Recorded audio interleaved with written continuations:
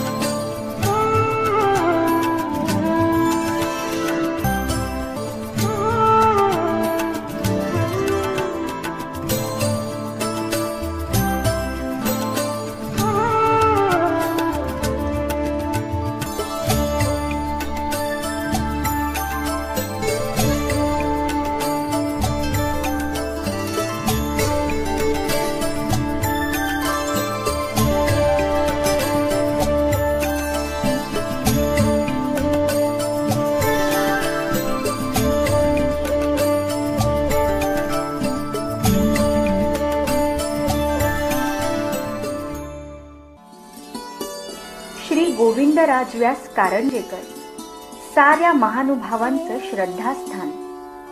San थोरांनाही त्यांचा सहवास हवा हवासा वाटावा असं अष्टपैलू व्यक्तिमत्व. आपल्या लौकिक आणि आध्यात्मिक जीवनाचं ज्ञानभक्तीनं सार्थक करणारे बहुआयामी ज्ञाता. तयाचे उठणे बैसणे ही वाया न वचे असे मनोविरक्त विचार चिंतक.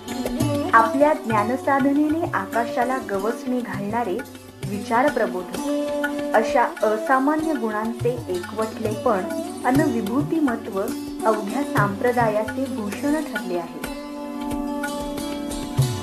सरदारीलाल व कुंताबाई आनंद या दाम्पत्याच्या उदरी 2 मे 1948 या शुभदिनी गोवर्धन नामक बालक पंजाबातील देवबंदला जन्मले. या देवभूमीत गोवर्धन लहानाचा मोठा होऊ लागला. परम पूजनीय कविश्वर कुलाचार्य श्री बड़े बाबा जी, जिन्हें आप श्री गोविंद दादाजी के नाम से जानते हो, जो आपके भांजे हैं. आप पहले पाकिस्तान में कहाँ रहते थे? हम रहते थे जेल के पास गांव है एक संगोही. संगोई. संगोही. संगोही. जिला झेलम. जिला झेलम. तहसील झेलम. तो पास में कोई नदी वगैरह पड़ती थी? झेलम नदी वगैरह? हाँ वो था. अच्छा. उसके थोड़े किनारे पर थे, थोड़ी दूर. अच्छा, थोड़ी दूर किनारे पर. अच्छा जी. तो जो बाबा जी है, अमरावती वाले बाबा जी, इनके पिताजी का पूरा नाम आपको याद है? जी, आप बताइए. इनका नाम था सरदारी लाल आनंद. हाँ जी, हाँ जी, श्रीमान सरदारी लाल आनंद. हाँ जी. और माता जी का नाम? माता जी का नाम था कुंतीबाई जी. कुंतीबाई जी आनंद. ठीक. वो मेरी बहन थी. हाँ जी, वो आपकी बहन थी. वो लड़की. हाँ जी, आपके बुआ की लड़की. तो पाकिस्तान से आप कौन से सन में आप भारत आए? 48 में आ गए. सन 48 में. तो किस वजह से आप वहां से आए? वहां झगड़े हो रहे थे. अच्छा. हिंदू और मुसलमानों के. और वो लोग अपना करते थे, मारते थे. हाँ जी, हाँ जी. और फिर गवर्नमेंट ने कैंप लगाए. अच्छा. कुछ लोग कैंपर में गए, कोई कैसे आए. ऐसे हुआ. तो उन मुस्लिमों ने जो आंदोलनकारी थे, उन्होंने काफी कत्लेआम बहुत किया. हाँ, कत्लेआम किया. तो काफी परिवारों को नुकसान पहुंचाया. तो आपको ज्ञात है कि हमारे जो रिश्तेदार है, जो बाबा जी के जो रिश्तेदार है, ऐसे किसी परिवार को उन्होंने कोई तकलीफ पहुंचाई? नहीं पहुंचाई. किसी की नाम में पहुंचाई ना और किसी को. हाँ, बिल्कुल महफूज थे. अच्छा, महफूज थे. अच्छा जी. तो माता जी का आपको पता है, जो आपकी बहन थी, तो उनका ब्याह कौन से वर्ष हुआ? पाकिस्तान में हुआ. पाकिस्तान में हुआ. 2 साल पहले हुआ. अच्छा अच्छा. यहाँ भारत आने से 2 साल पहले ब्याह हुआ. मतलब शादी उनकी वहीं हुई. हाँ जी, पाकिस्तान में. तो आप फिर पाकिस्तान से भारत पैदल चलते हुए आए? नहीं. फिर वहां से फिर स्पेशल चलती थी. अच्छा, ट्रेनें. हाँ जी. ट्रेन पे अलग आए. इकट्ठे तो आए नहीं. कोई कहीं था.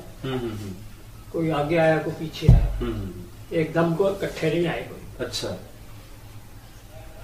मैं पहले आ गया. अच्छा. जैसे मेरे माता पिता थे. हाँ.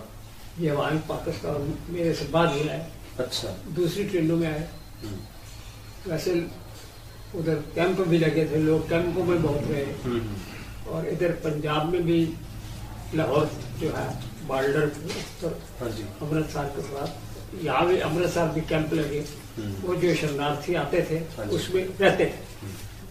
तो पाकिस्तान से आप भारत आए, तो भारत में पहले किस जगह पे आप गए? देवबंद ही आए. सीधे आप देवबंद आए. तो कोई रिश्तेदार होने की वजह से आए? उनकी वजह से आए. यहाँ रहते थे. हाँ जी. तो बाबा जी यहाँ कौन सी कक्षा तक स्कूल पढ़े हैं यहाँ पर? 3 साल. 3 साल. लगभग 3-4 साल यहाँ पर स्कूल में पढ़े हैं. तो हमने ऐसे सुना है कि वहाँ पे कोई आम का बाग था, बगीचे थे वहाँ पे. जो जमीन आपकी वहाँ पर थी पाकिस्तान में, उसके बदले आपको यहाँ पर जमीन मिली. और उस जमीन पर बाग थे. 2 बाग थे. 2 बाग थे. अच्छा जी. उसमें आम के पेड़ थे और अमरूद के पेड़. अच्छा जी. या देवभूमी गोवर्धन लहानाचा मोठा होऊ लागला. सदैव प्रसन्न चेहरा, खेळकर वृत्ती, बोलका स्वभाव, कोणतीही गोष्ट क्षणात आत्मसात करणारे दैवजात कसब, या गुणांमुळे घरी बाहेर स्नेहांमध्ये बाल गोवर्धन सर्वांनाच प्रिय झाला. आपल्या मामाचा हात धरून आंब्याच्या वनात खेळणं, तिथला निसर्ग अभ्यासणं, प्रत्येक बाब चिकित्सक वृत्तीने न्याहाळणं हा बाल गोवर्धनचा जात्याच स्वभाव होता. गोवर्धनवर स्नेह करणाऱ्या द्वयभगिनी होत्या. मोठी सरोज तर छोटी बीना. हे कुटुंब उदरनिर्वाहासाठी भारताची राजधानी दिल्ली या शहरात आले आणि दिल्लीतच स्थिरावले. वेस्ट पटेल नगर या प्रभागात गव्हर्नमेंट हायर सेकंडरी स्कूल 2 या शाळेत गोवर्धन आपल्या द्वयभगिनींसमवेत शाळेत जाऊ लागला. वाचनाची कमालीची आवड, त्यामुळे शाळेत वर्षभर शिकवली जाणारी पुस्तके हा बालक पहिल्या काही आठवड्यातच वाचून संपवून टाकत असे. हा मुलगा विचक्षण बुद्धिमत्तेचा असल्याचे शिक्षकांच्या लक्षात आले. रुजू व्यक्तित्व व विनम्रतेने गुरुजनांशी केलेले वर्तन, त्यामुळे साऱ्या शिक्षकांचा तो कंठमणी झाला. माता पित्यांचे धार्मिक संस्कार बाल गोवर्धनवर अत्यंत दृढ झाले होते. दिल्लीतील सावली मूर्तीवर त्याची नितांत श्रद्धा, संत सज्जनांचा बालवयातच मिळालेला सहवास यामुळे गोवर्धनचे मन क्षणोक्षणी सुसंस्कारित होत होते. मूळची उत्तम प्रज्ञा, शीलनील न्यायाने वागण्याची वृत्ती या उत्तम गुणांमुळे हा बाल गोवर्धन सामान्य विद्यार्थी नव्हे असे सर्वच शिक्षक म्हणत. म्हणून वर्ग शिक्षकाने बाल गोवर्धनास वर्गाचा प्रमुख केल्यास नवलते काय, व याचा प्रत्यय एके दिवशी सर्वांना आलाही. मुख्याध्यापक श्री तिवारी यांच्या संमतीने कुठलासा एक धार्मिक चित्रपट शाळेत दाखवायचा होता. वर्ग प्रमुख असल्यामुळे पैसे गोळा करण्याचे काम अर्थातच बाल गोवर्धनकडे आले. आपल्या कर्तव्याचा भाग म्हणून त्यांनी ही सर्व रक्कम वर्ग शिक्षकांकडे सुपूर्द केली. पण स्वतः चित्रपट पाहण्यास नकार दर्शविला. यावर वर्ग शिक्षकांनी त्यास फटकारले व येण्याकरिता सक्तीचा आग्रह धरला. मात्र हा बालक आपल्या निग्रहावरून ढळला नाही. प्राचार्य श्री तिवारी यांना गोवर्धनचे कौतुक वाटले. बाल गोवर्धनला जवळ घेऊन त्यांनी त्याचे नेत्र पुसले. संबंधित वर्ग शिक्षकांवर कृतक कोपाने रागावले देखील. पण गोवर्धनला म्हणाले, बेटा, तुला चित्रपट का पाहायचा नाही हे सर्व शाळेसमोर स्नेहसंमेलनात सांगावं लागेल. दुसऱ्याच दिवशी बाल गोवर्धनचे जीवनातील पहिले भाषण शाळेसमोर झाले. त्यामध्ये बाल गोवर्धन म्हणाला, चित्रपटात सर्व काही खोटं असतं. त्यातून प्रबोधन न होता मानव अधःपतनाकडे वळतो. सत्याकडून असत्याकडे होणारी वाटचाल अधोगामी आहे. म्हणून मला चित्रपट पाहायचा नाही. सत्याकडे, नित्य शाश्वततेकडे घेऊन जाणारी वाट चोखाळावी व त्याचाच अनुनय करावा, असे क्रांतिदर्शी विचार बाल गोवर्धनने व्यक्त केले. बाल गोवर्धनच्या सुसंस्कारित विचारांना मनोमन वंदन करून प्राचार्यांनी शाबासकी दिली, तर संबंधित शिक्षकांनी अबोला धरला. मात्र बाल गोवर्धनने आपली नम्रता सोडली नाही. त्याच नम्रतेने व सश्रद्ध अंतःकरणाने पुढे महिनाभर वर्ग शिक्षकास गुड मॉर्निंग सर म्हणून अभिवादन करीत असे. दरम्यानच्या काळात भारताचे राष्ट्रपती डॉक्टर झाकीर हुसेन यांना भेटण्यासाठी शाळा जाणार होती. त्यांचे सुंदर तैलचित्र वर्ग शिक्षकांनी तयार केले. त्यावर बाल गोवर्धनची नाममुद्रा घालून प्रत्यक्ष भेटी प्रसंगी बाल गोवर्धनच्या हातून भेट म्हणून दिली. राष्ट्रपतींशी त्याचे हस्तांदोलन झाले. परंतु या आनंदापेक्षा आपल्या प्रिय वर्ग शिक्षकांनी मनातला राग काढून टाकला होता हा आनंद त्याला अधिक होता. शिक्षकांनाही आपली चूक उमगली होती. प्रतिकूल परिस्थितीत प्रतिकूल स्वभावालाही आपल्या समतोल व निग्रही वृत्तीने आपलंसं करणे हा उत्तम संस्कारच नव्हे काय? शालेय क्रिकेट स्पर्धेतही बाल गोवर्धन चमकलं. क्रिकेटचे कप्तानपद, उत्तम फिरकी गोलंदाज आणि उत्तम क्षेत्ररक्षक असे तीनही पुरस्कार गोवर्धनच्या नावे नोंदविले गेले. अभ्यासापासून तर खेळापर्यंत, कुटुंबापासून ते समाजातील विविध स्तरापर्यंत सर्वांना आपलंसं करणाऱ्या अष्टपैलू बाल गोवर्धनच्या मनात आध्यात्मिक अभ्यासाचे मंद वारे वाहू लागले. याला कारण होते मार्ग निमित्त परमपूज्य श्री अभयनाथ दादा पंजाबी रघुवीर नगर येथील मंदिराचे संस्थापक, माता पिता जयकृष्णी पंथाचे उपासक होते. गोवर्धनला समाजाची जसजशी उमज येत गेली तसतशी त्याग व भोग या दोन सनातन विचारांचा संघर्ष किशोर गोवर्धनच्या मनात खेळ करू लागला. धर्म व धर्मशास्त्राबद्दल अपार श्रद्धा मनात होती, परंतु विवेकाने प्रत्येक सिद्धांत तपासून प्रत्यय घेऊन पुढे जायचे हा गोवर्धनचा स्वभाव. त्यामुळे आपल्या मार्गनिमित्याला सतत पूसप्रशन करीत असे. गोवर्धन 8 वर्षांचे असताना देहरादून येथील महंत श्री कान्हेराज बाबा एकदा त्यांच्या घरी आले. उत्तम प्रवाचक व ज्योतिर्विशारद म्हणून अवघ्या पंजाब प्रांतास ते परिचित होते. प्रसन्न व्यक्तिमत्व, शंका समाधान करण्याची विशेष हातोटी, तपस्येच्या तेजाने उजळलेली कांती असे संत पुरुष गोवर्धनला आवडले. त्यांच्याकडून गोवर्धनने उपदेश घेतला. पुढे लौकिक शिक्षण पूर्ण झाल्यावर या जगाची असारता जाणवू लागली. अध्यात्माकडे ओढा होताच, परंतु त्याची यथार्थता अनुभवण्यासाठी जिज्ञासा मनात रुंजी घालू लागली. अमरावतीला महानुभाव आश्रम काही वर्षापूर्वी स्थिरावला होता. त्या आश्रमाचे संचालक होते प्रकांड पंडित, वैराग्याचे महामेरू, महामहिम आचार्य श्री मुरलीधर बाबा कारंजेकर. ज्ञान, भक्ती, वैराग्याची कोणतीही विशेषणे थिटी पडावीत किंवा कमी तरी. हे व्यक्तित्व डोळ्यांनी पाहावे यासाठी नेत्र नित्य आसुसलेली असत. त्यांचं दर्शन म्हणजे त्रिताप निवारक होतं असं त्यांच्या सानिध्यातील पुरुष सांगतात. कोण होते हे मुरलीधर बाबा? बाबा जी का जन्म कहाँ हुआ था? चाटला गांव, तहसील तलागंग, जिला कैम्बलपुर, जो अब पाकिस्तान में है. मथुरादास, हरिचंद और बाबा जी. बहन एक थी. तो पिताजी का नाम उनके? हुकमचंद. और माताजी? सुखिया श्रीमंत अशा अनोखा देवी व हुकुमचंद सहानी यांच्या पोटी पाकिस्तानातील पेशावर नजीक झाटला या गावी 1884 साली जन्मलेलं बाळ म्हणजे मुरलीधर. उभयहाटी मान्य विद्वत रत्न श्री विद्वांस बाबा यांचे अनुग्रहित हे दाम्पत्य होते. वयाच्या 10व्या वर्षी स्वपुत्रास त्यांनी समर्पित केले.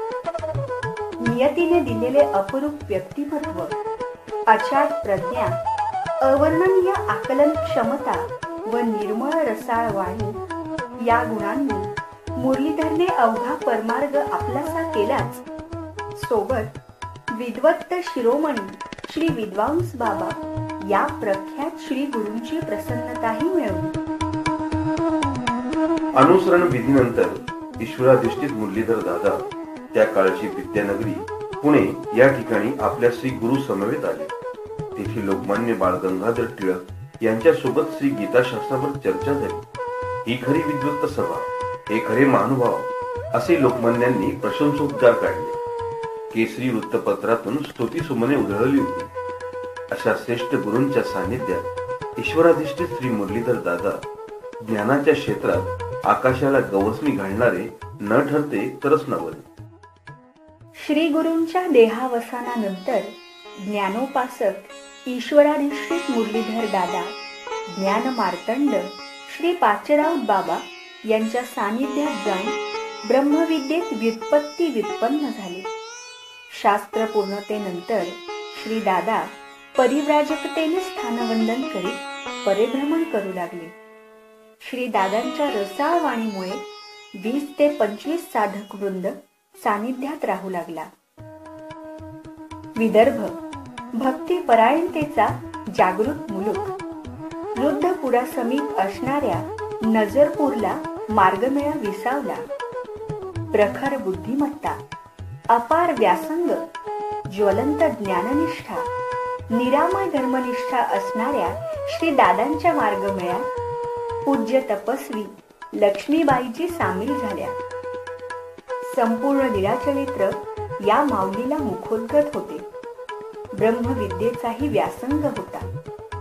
साध्वी विभागाचे नेतृत्व त्यांनी मातेच्या ममतेनं पेलले.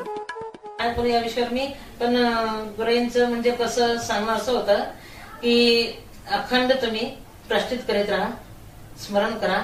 आणि शब्द हे सांगत होते मला की सदा सर्वदा ध्याने मने चिंतने परमेश्वरा तुझं आठव, तुझं स्मरण माझ्या हृदय असू दे, तुझ्या नामाचा विस्मरण पडू देऊ नको. बस हे म्हणायचे, देव माझा मी देवाची, हे माझे शब्द गुरुंनी आठवली. जेव्हा त्यांचं समजा अंतिम क्षण आला तेव्हा वज्रीची लीळा म्हणून दाखवणे बाई. वज्रीची लीळा म्हटल्या आणि देव माझा मी देवाचे हात जोडले.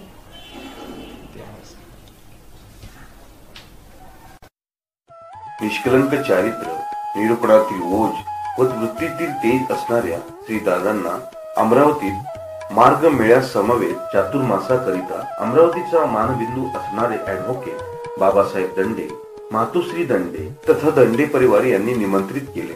श्रीकृष्ण चक्रवर्ती व वऱ्हाडचं दैवत असणाऱ्या श्री प्रभूंच्या पदस्पर्शाने पावन झालेल्या भूमीत श्री विद्वांस दादा 4 मास राहिले. नुकतेच मांजरी म्हसाळ्याचे कवीश्वर कुलाचार्य श्री कारंजेकर बाबा यांचे देहावसान झाले होते. श्री विद्वांस दादांची कीर्ती अवघ्या कवीश्वर कुळाला ज्ञात झाली होती. 1935 साली अवघे गुरुकुल एकत्र झाले.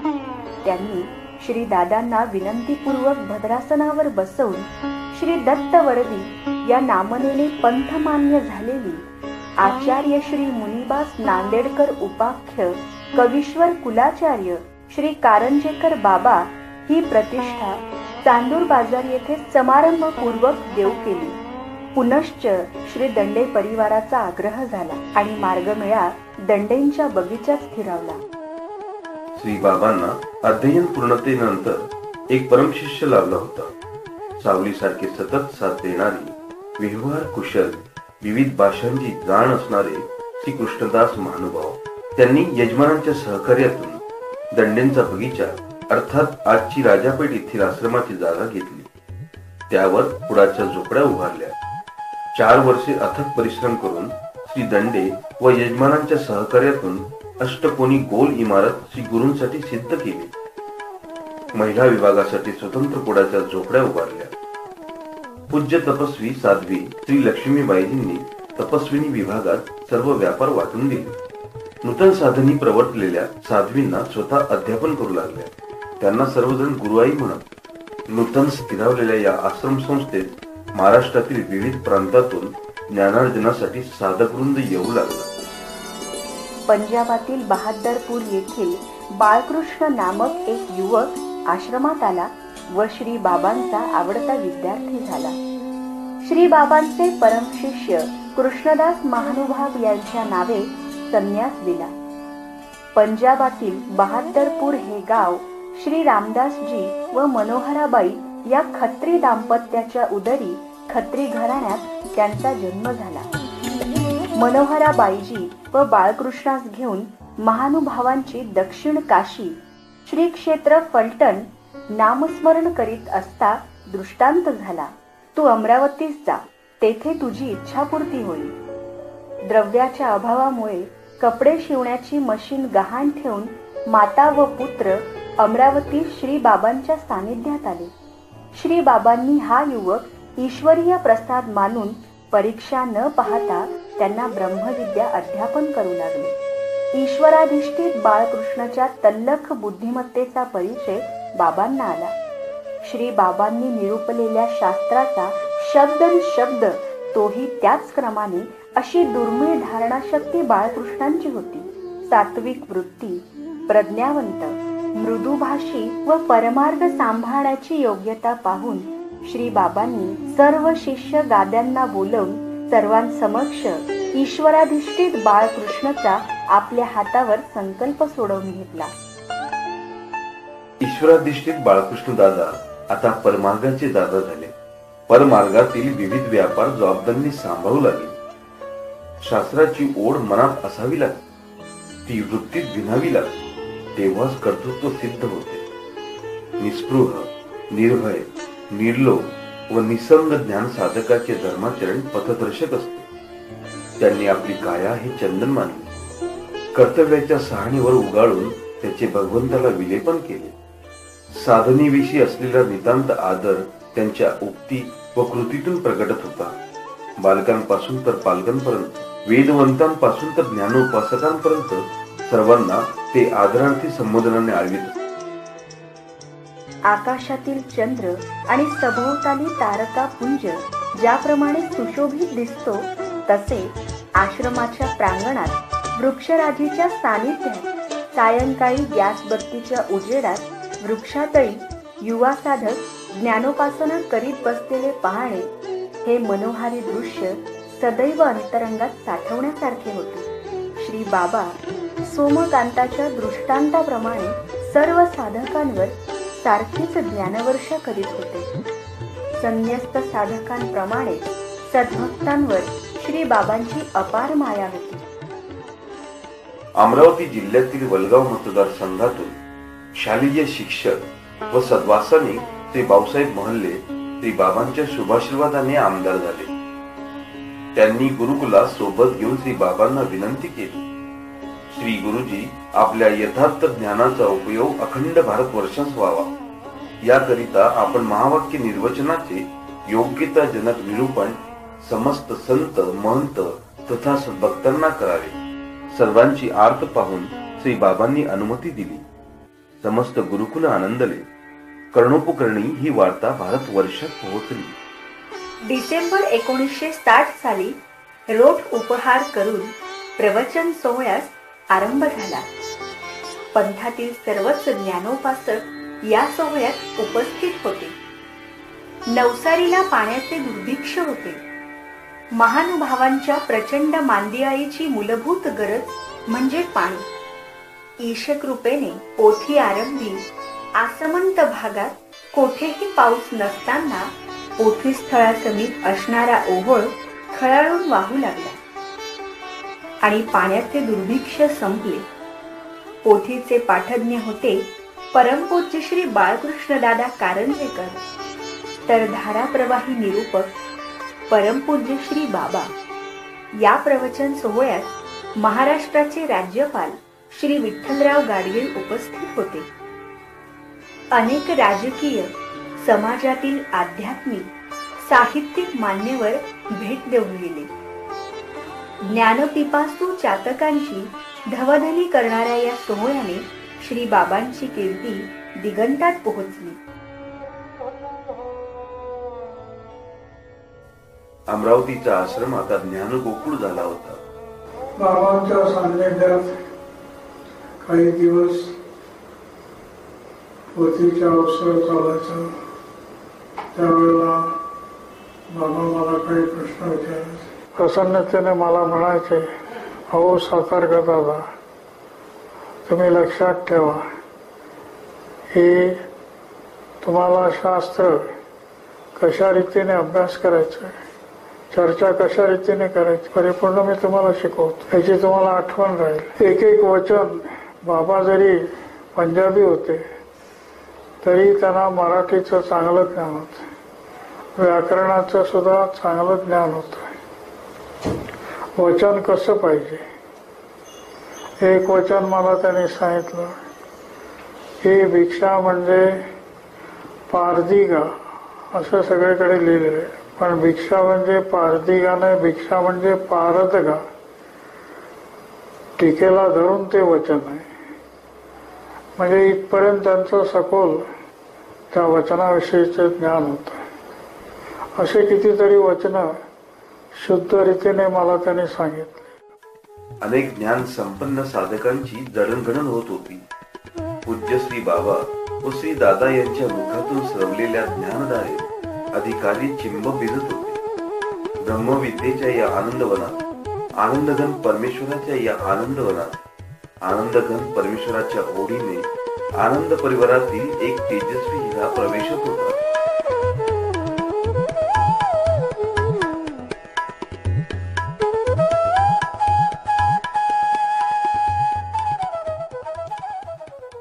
झाले असे, आनंद परिवारातील बीना उर्फ विजयाताई परमार्गात येऊन अनुसरली. एकदा किशोर गोवर्धन महाराष्ट्रातून देशाच्या राजधानीकडे परतत असताना मलकापूर रेल्वे स्टेशनवर साध्वी विजयाताई म्हणाल्या, काय ठेवलंय त्या लौकिक संसारात, तू अमरावतीला निघून ये कसा. मी अमरावतीला आले तेव्हा माझ्या श्री गुरुई होत्या. त्यांनी मला म्हटले की तुझ्या भावाला पत्र लिहि आणि भेटीला बोल. तर मग मी बाबांना पत्र लिहिले आणि बाबा चैत्र पौर्णिमेच्या जत्रेच्या वेळेस मला भेटायला आले. तर त्यांची माझी मलकापूर स्टेशनवर भेट झाली. तिथून मग आम्ही जाळीच्या देवाला गेलो. तिथून आल्यानंतर आम्ही अमरावतीला वापस होणार, ते दिल्लीला वापस होणार. दिल्लीला मुसळच्या स्टेशनवर रेल्वेत ते बसले. त्यावेळेस मी त्यांना म्हटलं, भाऊ इकडं आपलं तुम्ही पण इकडे या, संसारात काय पडेल, संसार नश्वर आहे, तुम्ही पण इकडे येऊन जा एवढं म्हटलं. आणि त्यांच्या मनात हे झालं की बा हिला अजून काहीच कळलं नाही, ती कशी काय म्हणते बा. आणि ते दिल्लीला आले. दिल्लीला पोचल्यानंतर त्यांचं 12वीचं वर्ष होतं. 12वीचं पेपर द्यायचे होते आणि मग अभ्यास करून ते पेपर द्यायला शाळेत गेले. परीक्षा दिल्यानंतर ते शाळेमध्ये आणि वर्गामध्ये पण मेरिटमध्ये आले. मेरिटमध्ये आल्यानंतर घरी 8 दिवस राहिले. वडिलांना म्हटले मला महाराष्ट्रात जायचं. वडील नाही म्हणाले. तर ते म्हणे तुम्ही हो म्हटले तरी मी जाणार, नाही म्हटले तरी मी जाणार, मला बहिणीजवळ जायचं आहे. ते 8 दिवसानंतर माझ्याकडे महाराष्ट्रात आले. भगिनीच्या भाव भरल्या बोलानं विचारांचं काहूर माजलं. अखेर निश्चयी मनाने माता पित्याच्या अनुमतीशिवाय गोवर्धन मार्गाच्या ओढीने आश्रमात आले ते कायमचेच. श्री मोठे बाबांनी पिताश्रींना तारेने कळविले, तुमचा गोवर्धन सुखरूप आहे. पिताश्री पुत्राला ममतेने घेऊन जाण्यास आले. बोलाच्या माडीवर पिता पुत्र संवाद झाला. एकुलत्या एका कुलदीपकाने एकाएकी घरावर तुळशीपत्र ठेवावे हे कर्तबगार सरदारीलाल आनंद यांना पटणारे नव्हते. त्यांनी गोवर्धनला अनेक प्रकारे समजावले. मात्र आपल्या निश्चयाशी अटल असलेल्या गोवर्धनने एकाच वाक्यात सांगितले, तुमच्या संपूर्ण आयुष्यात मला सुखी बघायचे असेल तर मला संन्यासास परवानगी द्या. पुत्राच्या दृढ निश्चयापुढे पिताश्रीही नमले. श्री बाबा प्रसन्नतेने म्हणाले, ये शेर का बच्चा है. बरोबरच होते, कारण श्री बाबांची ब्रह्मविद्या हे वाग्मीचे दूधच होते. 1965 साली गोवर्धनचे गोविंदराज झाले. श्री बाबांनी पूज्य श्री बाळकृष्ण दादा यांच्या नावे संन्यास देवविला. गोविंदराजेचे दीक्षागुरु आश्रमाचे कारभारी म्हणून कार्यरत होते. तर गोविंदराज दादांनी परमगुरूंचा आंगलक सेवेचे व्रत अंगीकारले. एके दिवशी पोथी उपरांत परमगुरूंना चहापान आणण्यासाठी महिला विभागात गेले असता चिंतनी सुरू होती. काही तपस्विनी मातांना 2-3 अर्थ आठवेनात, परंतु नूतन साधनी प्रवर्तलेल्या गोविंदराज दादांनी भराभर अर्थ लावून दाखवले. संबंधित आश्चर्यचकित करणारी बाब श्री बाबांना सांगितली. तेव्हापासून श्री बाबा विशेष मनोधर्माने गोविंदराज दादांना अध्यापन करू लागले.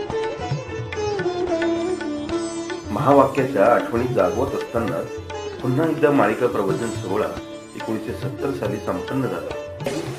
पोथी दुपारच्या वेळेला जी पोथी झाली असेल त्या पोथी देवाचे खूप प्रश्न विचारायचे आणि त्या प्रश्नामध्ये त्यांनी एकंदरीत असं सांगायचं, सांगा आज दुपारच्या पोथीमध्ये तुम्हाला मी सांगितलं होतं, ब्रह्मांड नसता मूळ सृष्टी अवतरतात का, अवतरत नसती तर का अवतरत नाही, जर अवतरतात तर का अवतरतात. आम्ही अवाक म्हणून जायचो. काय उत्तर द्यायचं बाबांनी, परत आठवण करा, चांगली आठवण करा, उद्या मला हे अवश्य सांगा. 10 वर्षापूर्वीच बंद पडलेला ओव्हळ पुन्हा खळाळून वाहू लागला. यावेळी सर्व कार्यक्रमाची धुरा बाळकृष्ण बाबांनी सांभाळली, तर पाठज्ञ होते श्री गोविंदराज दादा. या काळात गोविंदराज दादांनी परमगुरूंची अखंड सेवा व पदार्थाचे नियामकत्व केले. शास्त्राध्ययनात स्वतःला झोकून दिले. रोजच्या पोथीचे लेखन पूर्ण झाल्याशिवाय झोपत नसत. पुढे पुढे गोविंदराज यांना न झोपण्याचीच सवय जडली. मात्र त्यांचे परिश्रम पाहून आचार्य कळवळले, अंमळ रागावले देखील. झोप घेत जा म्हणून आज्ञा केली. मात्र आपणही आपल्या तरुण वयात अशी ज्ञानोपासना केल्याचे शिष्य श्री भाऊसाहेब म्हणले यांनी सांगितल्यावर श्री बाबांनी गोविंदराजास पाठीवर हात ठेवून आशीर्वाद दिला. तू गुडाकेश होशील. तेव्हापासून श्री गोविंदराज झोपोत अथवा न झोपोत किंवा मग कितीही जागरणे करो, ते गुलाब पुष्पाप्रमाणे सदैव टवटवीतच दिसतात. आचार्य श्री कारंजेकर बाबा जी, जिनका प्रथम नाम मुरलीधर जी था और वो इतने ब्रह्म विद्या शास्त्र के प्रकांड पंडित रहे हैं कि जिनकी सानी नहीं है. अपने समय में उनका कोई हाथ पकड़ने वाला व्यक्ति नहीं था. आप इसी से अनुमान लगा लो. एक कवि ने कहा हुआ है मराठी, श्री मुरलीधर तनु नामना विदुषा कुळी ज्ञान सूर्य शोभतसी पट्टाधिकार दिदला श्री कारंजेकर नामना तया विंसी. इसी से उनका संपूर्ण जीवन का स्वरूप आपके सामने है. तो उनके प्रति अपार स्नेह रखती थी, उनके प्रति अपार निष्ठा रही और वो किसी प्रकार की किसी से अवहेलना नहीं करते थे, लेकिन नियमबद्ध से बड़ी थी. प्रातः काल उठ करके बड़े जी जो है दादाजी के पास आते थे, पूजा करते थे और पूजा करने की परख उनकी इतनी अपूर्व थी, आपको क्या बताएं. वो जब विशेष करते क्षेत्र का विशेषता बिल्कुल नित्तर, कोई पहचान नहीं पाया. हम क्या कोई भी नहीं पहचान पाया. उसकी बानी जो है तांबे की थी और बीच का विशेष जो था वो साधारण ऐसे ही था, लेकिन क्षेत्र का दिखाई देता. तो बाबाजी हाथ में लेते की दादा मला याचं सत्व साधत नहीं हो, तुम्ही काही म्हणा, मला सत्व साधत नहीं. रोज ऐसी आई गई बात हो गई. एक दिन मैंने कहा इसकी परीक्षा ही लेते हैं. मैंने पानी में रात को ठंडे पानी में विशेष रख दिया तो बाबाजी को सूचित हुआ, ऊपर का हिस्सा निकाल लो, नीचे का छोड़ दो. यानी वो जो हम वास्तव में जिसे कहते थे क्षेत्रकाज, वो क्षेत्रकाज एक्चुअली नमस्कारी था नहीं. वो इसी तरह प्रसाद के बाने में नई या जूनी मूर्ति या कोई भी चीज है, उनकी परख बाबाजी को इतनी थी कि देखते ही बता देते. हाथ में लेते ही नमस्कार कहते, मुझे सत्व नहीं आता. यानी हर क्षेत्र के विशेष भी उनके पास आए हैं. बड़ी पूजा भी थी, लेकिन उनको ब्रह्म विद्या का विशेष अध्ययन करने का जो क्षण था. लेकिन परख इतनी जबरदस्त थी, उस परख के द्वारा कईयों को उन्होंने बचाया कि ये जो तुम लोग को ऐन पाषाण नमस्कार कर रहे हो, इसको हटा दो. जो योग्य है परंपरा से चले आ रहे हैं उसको भली भांति नमस्कार करो. और इस परख से वो हर विशेष प्रसाद अपने भी आप पहचान नहीं पाएंगे. वस्त्र प्रसाद कौन तैयार कर दूंगा, लेकिन बाबा जी ने फट कह देना, ये देखो ये वस्त्र है और ये जो कर दो. यानी इतनी पदार्थों की, ईश्वरीय पदार्थों की उनको परख थी. तो इस तरह से उनका जीवन जहाँ ज्ञानमय, जहाँ अध्ययनमय, जहाँ परोपकारमय, जहाँ पर जो है धर्म के प्रति उनकी इतनी श्रद्धा थी, अटूट भावना थी कि धर्म का अभिमान था. जहाँ कहीं हो धर्म के लिए उन्होंने हर प्रकार के क्षेत्र में, दान धर्म आदि के क्षेत्र में अपना जीवन. 1974 साली महाराष्ट्र अधिकरण श्री शेवलीकर बाबा व थोरले बाबा अर्थात श्री कारंजेकर बाबा यांचा अपूर्व भेटकाळ अमरावतीत झाला. कुणाला उणे म्हणावे, कुणास अधिक, दोघेही ज्ञानसूर्यच, दोघेही उभय राहते मान्य. या द्वय अधिकरणांची भेट म्हणजे एक माईंभट दुसऱ्या माईंभटास भेटल्यासारखे होते. एकदा श्री मुरलीधर बाबा आजारी पडले. अवघा मार्ग स्मरणाकरता बसला. गोविंदराज दादांनी एका पायावर उभे राहून स्मरण केले. एका साध्वीला स्वप्न पडले की दिवा विझतो आहे. त्यावर कोणीतरी हाताची ओंजळ धरली आहे. देवाने कोणा सदैवाला ज्ञान देण्यासाठी श्री बाबांना आयुष्य प्रदान केले आहे असा त्या सूचिकाचा अर्थ. अशक्ती परिहरल्यावर मग सतत 4 वर्षे श्री बाबांनी अखंड ज्ञानाचे भरभरून दातृत्व केले.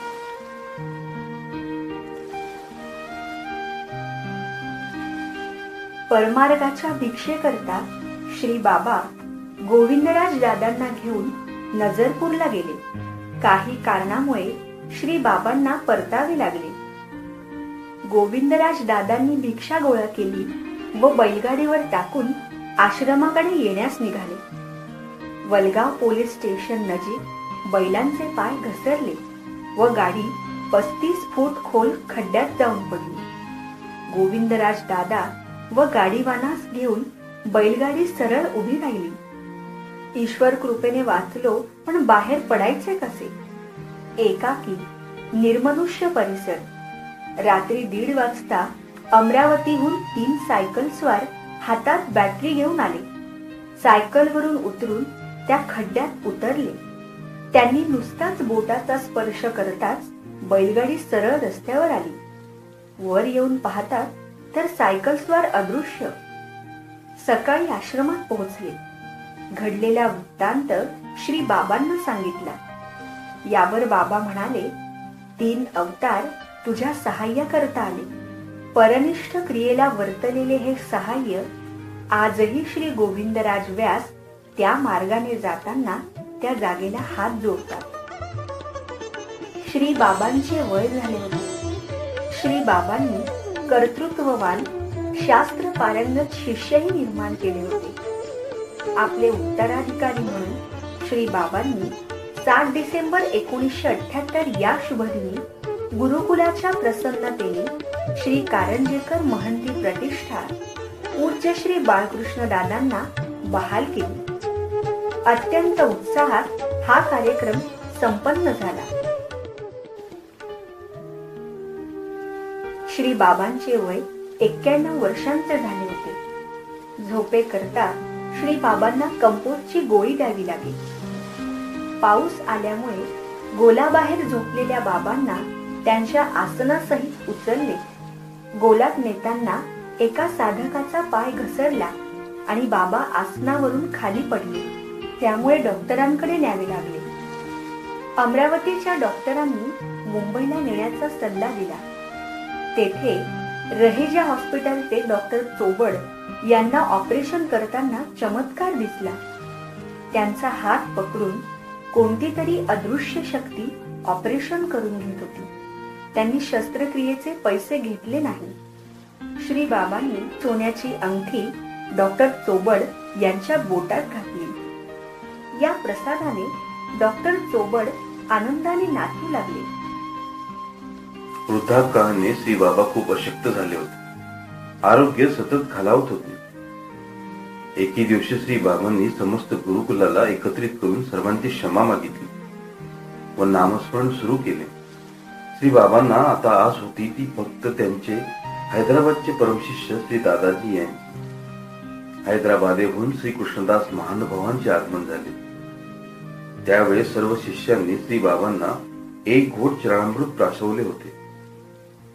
आपला कृष्ण आलाय हा शब्द ऐकता श्री बाबांनी आपले डोळे उघडले. त्यानंतर लगेचच चरणामृताची एक पळी मुखात रिती करताच श्री बाबांनी कैवल्य धामाकडे प्रस्थान केले. दुःख आवेगाने भावविभोर झालेल्या आश्रमवासियांचा अखेरचा निरोप घेत श्री बाबांनी आपले निजधाम प्राप्त केले. पूज्य श्री बाबांच्या देहावसानानंतर ज्ञानवृद्ध श्री बाळकृष्ण बाबांनी सर्व आश्रमवासियांना धीर दिला. आपल्या मार्गाला अनुसरून आश्रमातील सर्वांना धैर्य प्रदान करत ज्ञानार्जनास प्रारंभ केला. आश्रमाची सूत्रे उत्तमपणे स्वीकारत बाबांनी आपले कार्य निरंतर सुरू ठेवले. श्री बाळकृष्ण बाबाजी ब्रह्मविद्याशास्त्राचे निष्णात पंडित.